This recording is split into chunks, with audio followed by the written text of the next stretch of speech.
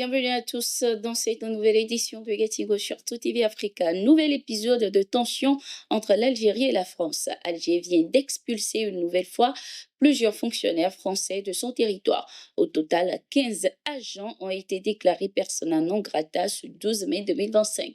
Ces fonctionnaires récemment déployés en Algérie dans le cadre de missions temporaires, notamment dans les services consulaires, ont été priés de quitter le pays. Les autorités algériennes dénoncent l'attitude de Paris accusé de piétiner les usages diplomatiques et d'instrumentaliser ces agents à des fins partisanes. Selon des sources concordantes, les services compétents algériens auraient relevé l'affectation récente d'au moins 15 agents français devant assumer des fonctions diplomatiques ou consulaires sans notification préalable ni demande d'accréditation en violation des procédures en vigueur. Paris a promis de son côté de répondre immédiatement. Le départ d'agents en mission temporaire est injustifié et injustifiable. Comme je l'ai fait le mois dernier, nous réagirons de manière immédiate, ferme et proportionnée à l'atteinte portée à nos intérêts. Je déplore cette décision qui ne sert ni l'Algérie ni la France, a déclaré le ministre français des Affaires étrangères Jean-Noël Barrot.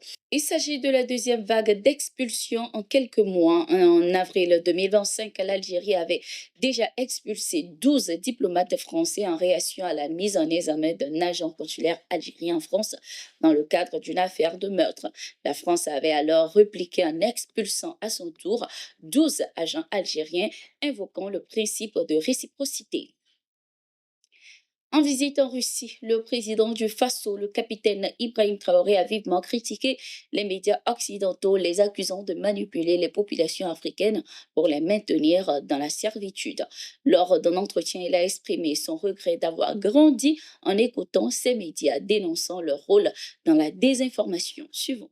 Pour que les jeunes Africains comprennent, parce qu'il y a beaucoup encore endormis qui continuent de communiquer pour les impérialistes. Ce qu'ils disent de dire, ils le font. Peut-être parce que, voilà, ils leur donnent quelque chose, je ne sais pas. Mais l'Africain doit comprendre son histoire, se réveiller. Et donc c'est notre combat aussi comme ça. Mon plus grand regret, c'est d'avoir passé une bonne partie de ma jeunesse à écouter des radios comme RFI, France 24. J'ai été dans des pays où ces radios étaient fermées. Mais on prenait des applications, on enregistre leur journal pour écouter. Mais à partir d'un moment, il y a un déclic.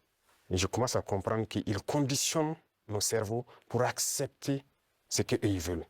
C'est leur narratif qu'ils veulent qu'on apprenne. Et depuis ce temps, moi, je commence à faire la part des choses et j'ai compris que c'est très dangereux ce qu'ils font. Et aujourd'hui, plus que jamais, je me rends compte qu'ils ont conditionné l'esprit, surtout des Africains. Donc, vous pouvez participer beaucoup à éveiller les consciences de la jeunesse pour que les gens comprennent comment fonctionne le monde et ne pas se laisser embarquer par ces gens-là. Au Gabon, Sylvia Bongo Odimba, épouse de l'ancien président Ali Bongo, et leur fils Noureddine Bongo Valentin ont été libérés de prison mais assignés à résidence. Détenus depuis plusieurs mois pour détournement de fonds, corruption et blanchiment, ils ont été transférés dans leur résidence de la Sablière au nord de Libreville où Ali Bongo est également confiné depuis le coup d'État du 30 août 2023.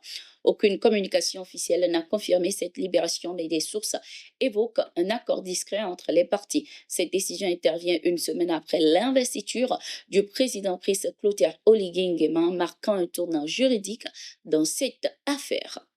Lors des célébrations du 80e anniversaire de la victoire de la Seconde Guerre mondiale en Russie, le président du Faso, le capitaine Ibrahim Traoré, s'est entretenu avec le général Sadio Camara, ministre malien de la Défense.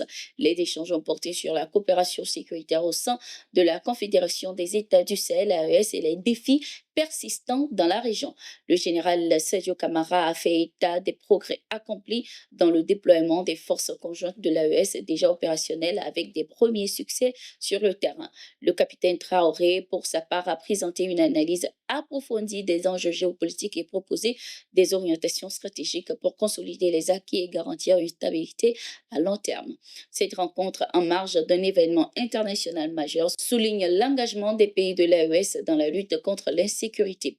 Le président Traoré, invité d'honneur des commémorations, a ainsi affirmé le rôle central de l'AES sur l'échiquier régional. Direction le Togo qui accueille depuis ce 12 mai 2025 la conférence de l'Union africaine sur la dette publique placée sous le thème Restaurer et préserver la viabilité de la dette.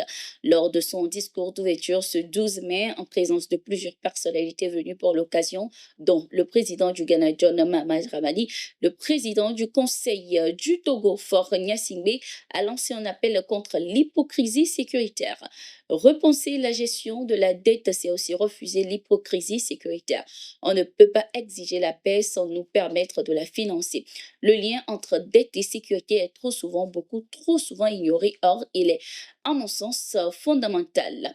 Une dette est-elle soutenable si elle empêche un État d'investir dans la sécurité de ses citoyens? Une dette est-elle soutenable si on interdit à une nation d'adapter son agriculture au changement climatique? Une dette est-elle soutenable si elle prive sa jeunesse d'avenir? On ne peut pas demander aux pays africains de jouer un rôle actif dans la stabilisation du Sahel, par exemple dans la lutte contre le terrorisme ou dans la prévention des migrations sans leur donner les moyens nécessaires. En d'autres termes, il faut avoir le courage de financer la paix, a-t-il indiqué. Il est à noter que cette conférence se tiendra sur 3 jours, notamment du 12 au 14 mai 2025. Au cours de cette occasion, les experts mèneront des discussions sur la situation actuelle de la dette à travers le continent, partager leurs expériences nationales respectives et formuler des recommandations en vue d'élaborer une position africaine commune sur la dette. C'était tout pour cette édition. Merci d'être resté avec nous. Nous sommes en continu sur nos différentes plateformes.